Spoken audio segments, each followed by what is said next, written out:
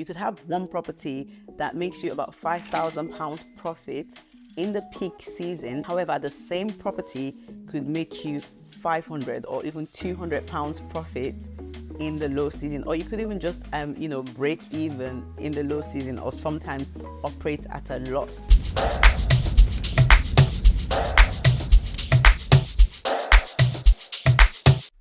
Hey, welcome to another episode of Fire Podcast. My name is Cynthia and I am your host. Today we will be talking about HMOs versus Airbnb. I've been getting a lot of questions recently about which strategy is better, which one do I prefer, and which one I advise people to go for, whether it's best to invest in HMOs or Airbnbs.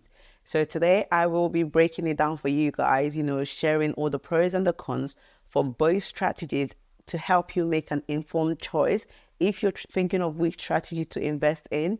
After today's video, you learn the pros and the cons and you'll be able to make an informed decision. So HMO or Airbnb, which one is better? To be honest with you, the answer isn't really straightforward because both strategies are great strategies to start out with, especially if you're a beginner and you've got not a lot of money to invest. But it doesn't really matter what strategy I prefer. What matters is which strategy works best for you, your financial circumstances, the goals that you're hoping to achieve, and where you are right now. The key is understanding the concept of each strategy and deciding which one is better for you. Now, investing in Airbnb or HMO are both profitable strategies. Let's just get that clear, okay? You can make a lot of money from both strategies. However, there are several considerations that you must explore before choosing which strategy to invest in, especially if you're just starting out in property investment as well. I'm going to quickly compare the two strategies and paint a picture of how both strategies differ, their similarities, and also what's involved in both strategies. So first, let's explore what the two different rental types are. So Airbnb, if we just strip it back to basics, what is an Airbnb? First of all, Airbnb in itself isn't really a strategy. However, Airbnb is a short-term rental platform where you can list properties and get guests to pay you a nightly rate and stay in your properties. Now, the strategy in this is actually rent to serviced accommodation or rent to Airbnb, which is simply where you rent a property from the homeowner, or even you could purchase the property. If it's a property that you already own, you can just use a property and set it up, make it look nice, and list it on Airbnb with the hopes of charging a nightly rate to your guests and making money from that. With the Airbnb strategy, a property is typically rented out on Airbnb or other online travel agencies called OTAs, like Booking.com, VRBO, Expedia. There's just so many of them where you can rent out your property with the hopes of attracting either tourists and business travelers or families looking for short-term accommodation. With Airbnb, you also provide hotel-like services such as daily essentials like fresh linens and towels. You also provide things like tea. You also provide things like cooking equipment and a kitchen where your guests can cook their meals and enjoy the comfort of feeling at home. And this is typically what makes an Airbnb different from a hotel, because hotels most times do not provide kitchens and it doesn't really have the home feel as well. And as I said, you can charge nightly rates on Airbnb, and this basically allows for a higher rental yield monthly. On the other hand, with HMOs, which stand for Home in Multiple Occupation, it's basically a strategy where you rent out a property as a long-term rental. You take on a whole property, say a 3 or 4 bed house or even bigger, and you rent the rooms out individually to separate tenants who pay you rent. So with HMOs, you typically have a minimum tenancy period, and your tenants will require a notice to leave the property at the end of the tenancy. So instead of charging a nightly rate like Airbnb, HMOs charge monthly rent. So your tenants will pay you rent at the end of every month. Although the rental rates might be slightly lower with a HMO compared to an Airbnb of a similar size, HMOs offer a more stable income as your tenants usually sign long leases with you, and every single month you expect a certain amount of rent from them, compared to Airbnb where it's more seasonal, and we'll talk more about that in a minute. So let's talk about the rental income from both strategies. Due to the ability to charge higher rates per night, Airbnb properties have the potential to generate a much higher income, especially during peak periods, compared to HMOs, which isn't really influenced by seasons. So it's important to know that on Airbnb, there are two main seasons, the high season and the low season. And within those seasons, there are 4 sub-seasons. So there's a peak, high, mid, and low season. So in the peak seasons are usually when most Airbnb hosts make the most money on Airbnb, because you can charge a lot more for your property, and you also have like very high demand for your property. So that means that your income could be 3, 4, or even 5 times in the peak months or in the peak seasons. And the peak seasons are usually the summer months. In the UK, is between July and September. So we won't really go into all the different seasons now. However, it is important to understand that factors like seasonality, occupancy rate, demand, and also location of your property can impact the consistency of income on Airbnb. So for example, you could have one property that makes you about £5,000 profit in the peak season. However, the same property could make you £500 or even £200 profit in the low season, or you could even just break even in the low season, or sometimes operate at a loss in the very low seasons. Okay, so it's important to understand that your income isn't the same. Yeah, you hear a lot of people saying, yeah, I made 10k from one property on Airbnb. That is true and it's possible. However, that could just be 1 month, and the rest of the month they're making £500 or £200 or no profit at all from that property. So it's important to understand that when you're choosing to invest in Airbnb, you're not always going to make 10k a month on Airbnb. You're not always going to make 5k a month on Airbnb. There's fluctuations in terms of your income. Whereas with a HMO, yes, we might have a lower rental income per room per month. However, that income stays consistent throughout the year, as HMOs are not really affected by seasonality and occupancy rate or demand as Airbnb is. So for example, you might have a HMO property, maybe same size as the Airbnb one that we just discussed, and it makes you about £1,500 pre-tax profit every month. Yes, it's not £5,000 or £10,000 profit. However, that £1,500 profit at full occupancy stays consistent throughout the year. So this is actually one of the most important factors to consider while deciding between the two strategies. Have you got enough money or enough savings to fall back on in the low seasons if you don't make enough money to cover all your rent and expenses that month? That's some of the questions you need to be asking yourself. The next one is management and maintenance. With Airbnb, there's also a higher likelihood of wear and tear on the property, and this is typically because of the high flow of people coming in and out of the property. You get a lot more damages, a lot more maintenance issues, and with Airbnb, maintenance issues need to be addressed almost instantaneously, because you will get bad reviews and your guests will complain, and it's just not good for business. So you need to have a team on hand to deal with any maintenance issues. Okay, and also in terms of like management of an Airbnb business, you need to think about how are you going to clean the property? How are you going to provide the linens? Who will, clean the property or provide the linens for you? And also guest communication. Are you going to be doing that yourself? Would you hire someone to do it for you? With Airbnb or with the rent to SA strategy, you have to be available round the clock to communicate with your guests and help them out if they have any issues. This means you potentially pay higher for Airbnb maintenance, as you have to pay a little bit more for urgent or last minute maintenance callouts. However, managing an HMO property can be a lot more straightforward, as the property is rented to tenants who live in the property and look after it as if it was their home, because it is their home.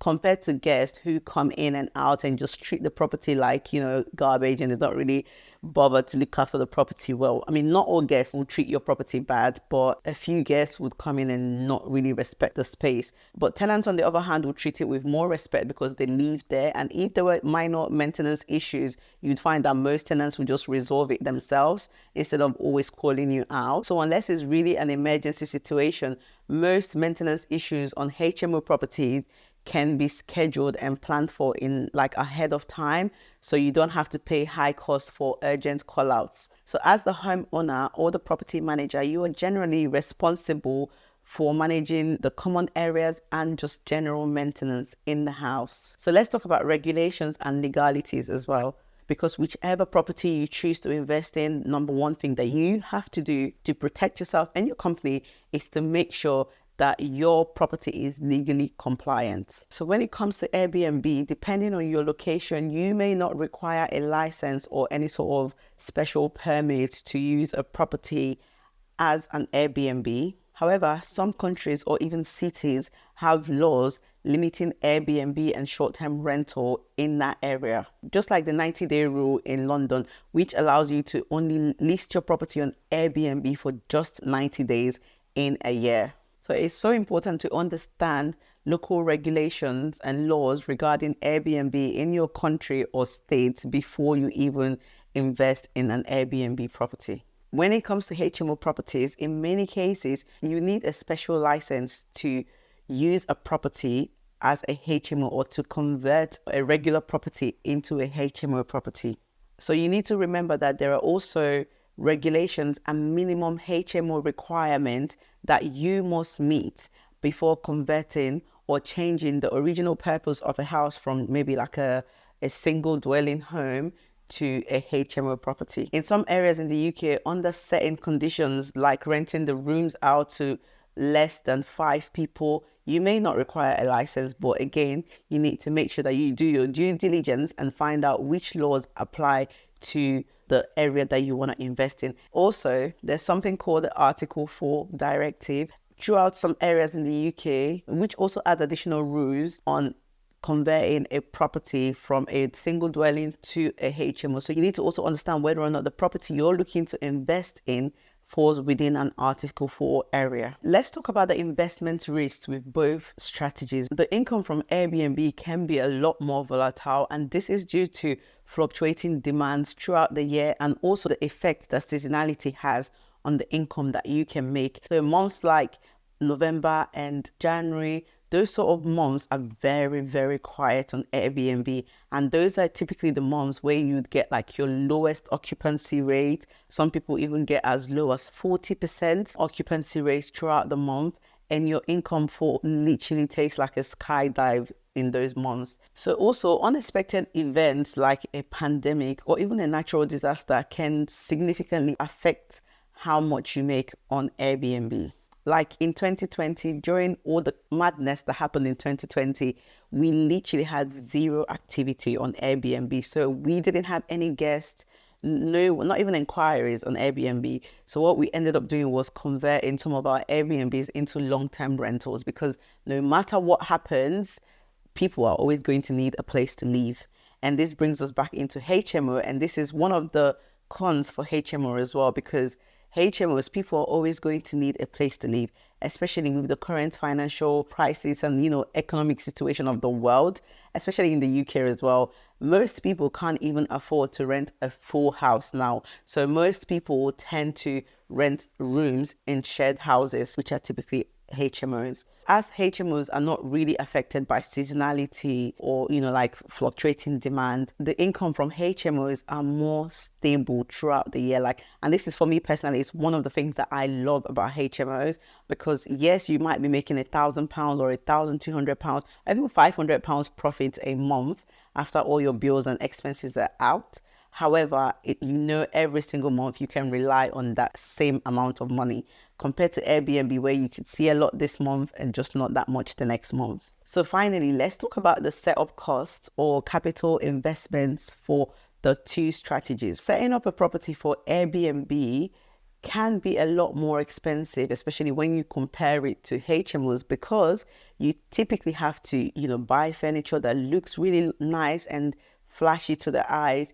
You need to set up the place, decorate it nice and lovely, get linen, sort out your housekeeping. There's quite a lot that goes into furnishing a house for an Airbnb, because remember, you've got to make it feel like home for your guests, because they're only there for a short time. They need all the daily essentials that you can think of, to just live a normal life. So that typically makes an Airbnb setup a bit more expensive compared to HMOs, where all you really need is to just put in the basics in the room: a bed, a mattress, wardrobe, and some drawers, and your tenants are good to move in, and they can move in and bring whatever else they need to make themselves feel at home in the house. And also, while setting up an Airbnb, you also want to invest more in making the place or the space look more aesthetically pleasing, because obviously your guests will book your place based on how nice the pictures or how appealing your place is to them. So in general, the typical setup cost for a HMO is much lower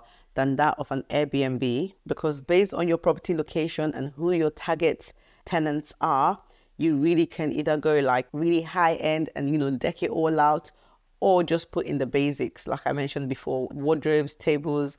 I prefer to set up my HMOs with just the basics and let my tenants come in and add their own touch to it and, make it feel more like their space. Do you understand? Instead of overcrowding the place with decor and getting it all pimped out just for the tenants to come in and say, hey, I don't like this, and this. Can I take it all out and bring my stuff? So I found that it's just best to put in the basics and let them fill the space with whatever works for them. Also, that way it saves you a lot of money on furnishing and, like setup costs.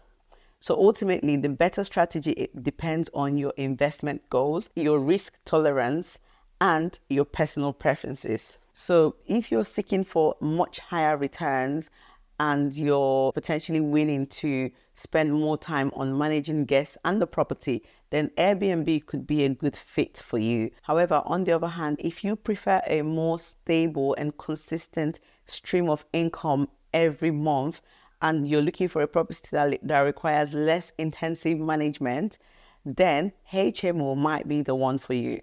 But I can't stress enough how important it is for you to conduct a thorough market research for either strategy, whichever strategy you decide to invest in.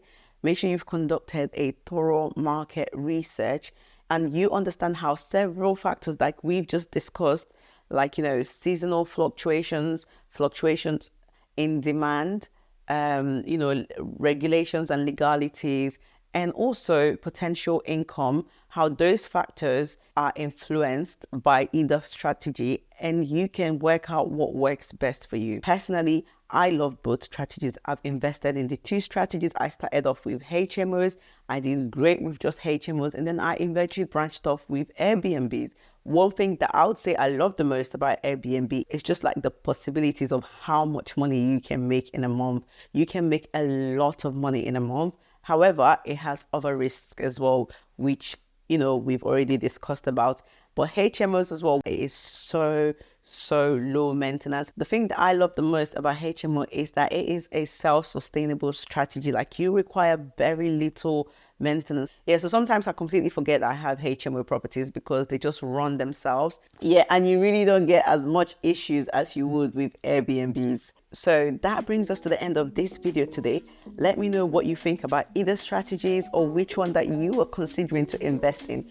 Thank you so much for watching. I hope you've enjoyed this. Give us a thumbs up if you liked this video, and don't forget to leave a comment and with any questions you've got, and I'll be more than happy to help. Thank you for watching, and I'll see you all in my next one. Bye.